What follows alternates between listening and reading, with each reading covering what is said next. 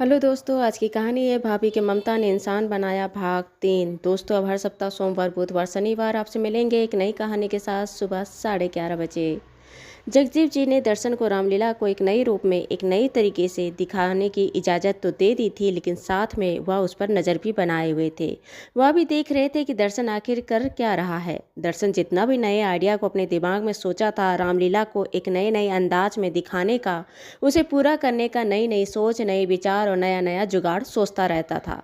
क्योंकि गाँव था, वहाँ पर बड़ी बड़ी फैसिलिटी, बड़ी बड़ी टेक्निक या बड़े बड़े मशीनरी नहीं आ सकती थी। जो करना था वह जुगाड़ कर ही करना था। रामलीला होने में अभी भी 4 दिन बाकी थे। जगदीप जी बहुत चिंतित थे। वह यह सोचकर चिंतित थे कि दर्शन चाहता है एक नए स्वरूप में रामलीला करने का, लेकिन 4 दिन सिर्फ बाकी है और इतनी कम समय में वह इतनी सारी चीज़ों का अरेंजमेंट कैसे कर पाएगा। आज जितना वह चीज़ करना चाहता है उसे नई तरीके के हिसाब से जो जो युवा रोल अदा कर रहे हैं उन्हें भी तो उनके साथ प्रैक्टिस करवानी होगी। वह भी उनके साथ अभ्यास करेंगे, तभी तो वह दर्शकों के सामने ठीक ढंग से रोल प्ले कर पाएंगे। उन्हें भी तो नया तरीका, नया चीज़ समझने में समय लगेगा। दर्शन उनको आश्वस्त कर रहा था, परेशान मत होइए, मैं समय से पहले तैयार भी कर लूँगा, आपको नया तरीका दिखाऊंगा और उन सारे युवकों को इस नए तरीके से हम लोग अभ्यास भी करवा लेंगे। जय जयदीप जी ऊपर से शांत होकर दर्शन को समय दे रहे थे। अपनी बेचैनी को दिखाना दर्शन को ध्यान से भटकाने के बराबर था, इसीलिए थोड़ी सब्र बनाए हुए थे। 2 दिन और निकल गए। दर्शन मंच में करने वाले सारे स्वरूप को, सारे बदलाव को अपने तरीके से सेट कर लिया। फिर वहाँ पर जगदीप जी को बुलाकर सब कुछ समझाया। जगदीप जी दर्शन के किए गए बदलाव से खुश हो गए। फिर जगदीप जी ने सारे युवकों को बुलाकर वहाँ पर अभ्यास करवाए। 2 दिन के अभ्यास बहुत होता है, सिर्फ मंथ की चीज़ ही बदली थी, बाकी उनका डायलॉग, उनकी कहानी, उनका एक्टिंग सब तो वैसे ही था। खैर 2 दिन और निकल गए। रामलीला का दिन आ गया। जिस दिन रामलीला दिखाना था शाम के 7 बज रहे थे। रामलीला शुरू होने वाली थी। गांव के सारे लोग, बड़े बुजुर्ग, मर्द महिलाएं और खासकर बच्चे बहुत ज़्यादा उत्साहित थे। रामलीला मंच के सामने के मैदान में दर्शक धीरे धीरे बैठने लगे। बच्चे तो खासकर बहुत खुश थे, बहुत उत्साह से भरे थे।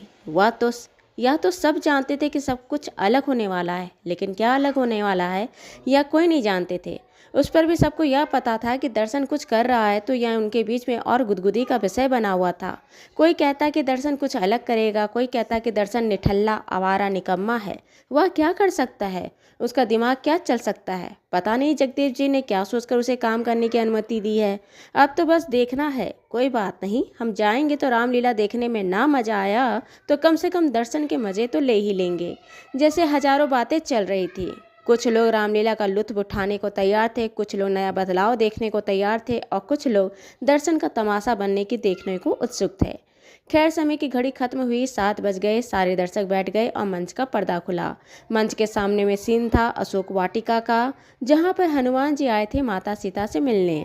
जब असुरों को पता चला कि कोई बंदर वहां पर आया है तो उन्हें रोकने के लिए कुछ असुर आए। जब असुर हनुमान जी के सामने खड़े हुए तो वह अपने सामने में एक बंदर को देखकर अट्टहास करके हंसे। असुर ऐसे ही हर बातों पर अट्टहास कर हंसते थे। वह अपने सामने एक छोटे से बंदर को देखकर अपनी शक्ति पर गुमान करते हुए जोर जोर से अट्टहास करने लगे। जब वह राक्षस जोर जोर से अट्टहास करके हंस रहा था, तब उस राक्षस को बड़ा दिखाने के हिसाब से राक्षस को थोड़ा पीछे से आगे की ओर खिसकाया जाता। राक्षस अपनी जगह पर खड़ा रहता, लेकिन वह आगे आता हुआ प्रतीत होता। और यह किया जा रहा था किसी के घर से फेंके गए फ्रिज के नीचे लगने वाले फ्रिज के स्टैंड का उपयोग कर।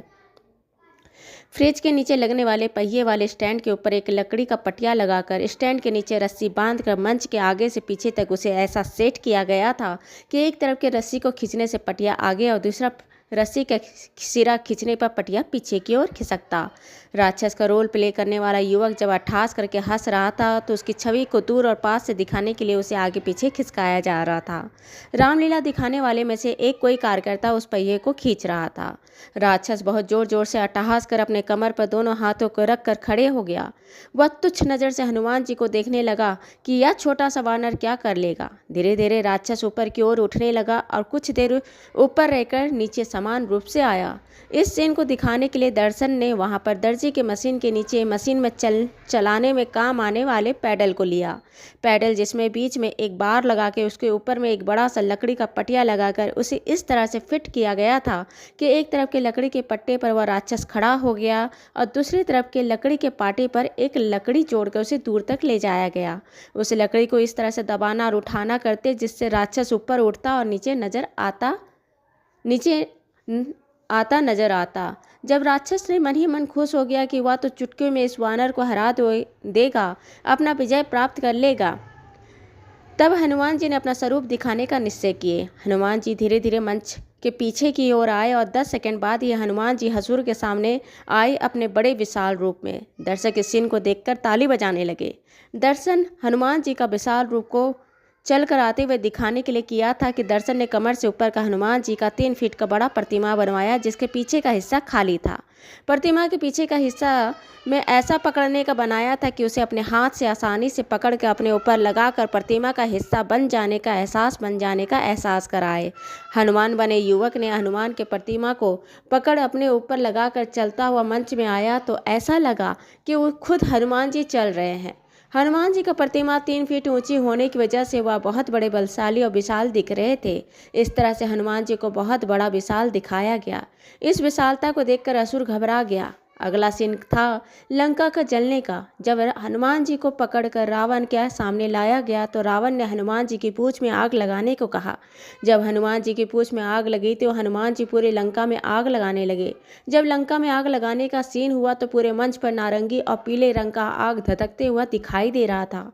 ऐसे लग रहा था सही में वहां पर आग लग गई हो, चारों तरफ में आग लग गई हो। इस सीन को करने के लिए दर्शन ने मंच के चारों तरफ नारंगी और हल्का पीला कलर को मिलाकर प्लास्टिक या पन्नी जो गिफ्ट में लपेट कर पैक किया जाता है उसे दीवारों में चिपकाई गई थी और उसके नीचे पंखों को लगाकर सेट किया गया था। जब यह आग लगने वाला सीन आया तो सारे पंखों को चला दिया गया और नीचे से हवा ऊपर की तरफ उठने की वजह से सारी पन्नी बिल्कुल फड़फड़ाते हुए ऊपर की तरफ नाच नाच के आग की लपटों की तरफ प्रतीत होने लगी, जैसे सही में आग लगी हो। लेकिन अगर इस सीन को देखने से पहले पन्नियों को मंच पर ऐसा लगाया गया था जैसे वह सजाने के लिए लगाया गया है। कोई यह नहीं कह सकता था कि यह पन्नियां आग लगने के सीन को भी इस तरह से दर्शा सकते हैं। सारे दर्शक अभिभूत हो गए। सबने ताली बजाकर अपनी खुशी प्रकट की। फिर अगले सीन में जब लक्ष्मण को तीर लगा और वो मूर्छित हो गए थे और उनके लिए जड़ी बूटी लाने के लिए हनुमान जी को पर्वत लेकर आना था, हनुमान जी मंच में आए। वह एक हाथ में पर्वत और दूसरे हाथ में गदा लेकर उड़ते हुए आए। हनुमान जी को मंच पर लाने के लिए उन्हें मंच पर चलकर आता हुआ दिखाने की जगह पर उनको मंच पर उड़ता हुआ आते हुए दिखाने के लिए उन्हें पतली पतली कुछ रस्सियों से बांधकर ऐसा सेट किया गया जिससे वह मंच के एक कोने से दूसरे कोने और दूसरा कोने से पहले कोने तक आते हुए दिखे। इसको करने के लिए दर्शन ने गांव में बड़े बड़े कुआं में लगने वाले वह पुली का इस्तेमाल किया, वह चक्की का इस्तेमाल किया जिसमें बाल्टी के रस्सी को फंसाकर पानी से भरे बाल्टी ऊपर खींचा जाता है। इस सिस्टम को लगाकर हनुमान जी को आगे उड़ता हुआ मंच में दिखाया गया। जब रामलीला खत्म हुई तो सबने खूब ताली बजाई, सबने खूब बड़ाई की, खूब तारीफ की। जगदीप जी को यह एहसास हुआ कि उन्होंने कितना बड़ा असरदार रामलीला दिखा दिया था। एक छोटे से गांव में इस तरह का रामलीला दिखाना भी बहुत बड़ी बात थी।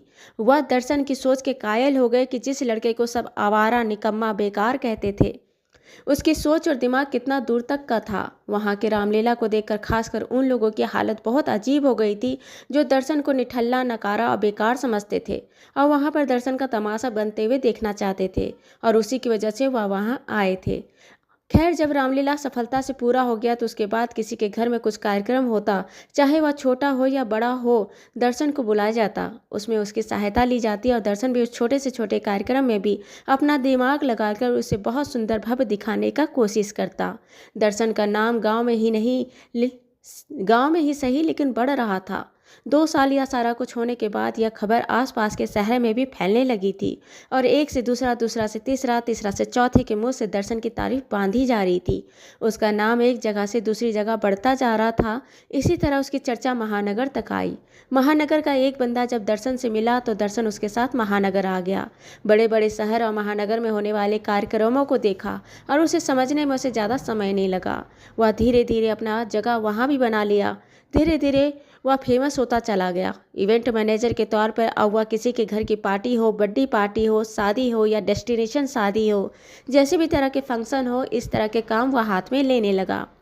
बहुत लोगों के द्वारा कहे गए अपनी इच्छाओं को अपनी सूझबूझ से वह उसे पूरा करता और नई नई तरीके से उसे आकर्षक भव्य दिखाता। उसकी यही प्रतिभा उसे एक देश तक नहीं सीमित रखी और वह विदेश में भी उसका नाम चलने लगा और वह विदेश में भी अपना हुनर दिखाने लगा। जब उसका काम इतना बढ़ गया तो उसने अपना कंपनी खोली और उस कंपनी का नाम अपनी भाभी माँ के नाम के ऊपर संगी रखा। उसका कंपनी इवेंट मैनेजमेंट का काम करती थी, जहाँ कोई भी आता अपनी ख्वाहिश, अपनी इच्छा, अपनी मन की बात बताता और उसके हिसाब से वह सारा काम किया जाता। लेकिन इतना कुछ होने के बाद भी दर्शक हर प्रोजेक्ट और हर अपने क्लाइंट को पर्सनली नज़र रखता। यही उसके सफल होने का सबसे बड़ा कारक था। लेकिन इतने सफल होने के पीछे भी अगर कहीं जाकर उसने अपना सफलता का कारण पूछा जाए तो वह एक ही घटना और एक ही इंसान को बोलता था। वह अपनी सफलता के लिए बोलता था कि वह घटना जो मेरी भाभी माँ के आंखों में आंसू ला दिया और मेरी सफलता के पीछे का इंसान मेरी भाभी माँ है। जब मैं नकारा था, निठल्ला था, जब मेरे पर कोई भरोसा नहीं करता था, तब भी वह मुझ पर भरोसा रखी और किसी की बातों से आहत होकर उन्होंने अपनी गीली आंखों से, आंसुओं से भरी आंखों से उन्होंने कहा था कि मेरे बेटे को कोई नकारा कहे, कोई निठल्ला कहे तो मुझे अच्छा नहीं लगता। यह घटना, मेरी भाभी माँ के आंसू, उनका अपमान ही मुझे इतना आगे बढ़ा दिया। दोस्तों, ये कहानी अच्छी लगी हो तो इसे लाइक करें, शेयर करें, सब्सक्राइब करें और मिलते हैं एक नई कहानी के साथ एक छोटे से ब्रेक के बाद। धन्यवाद।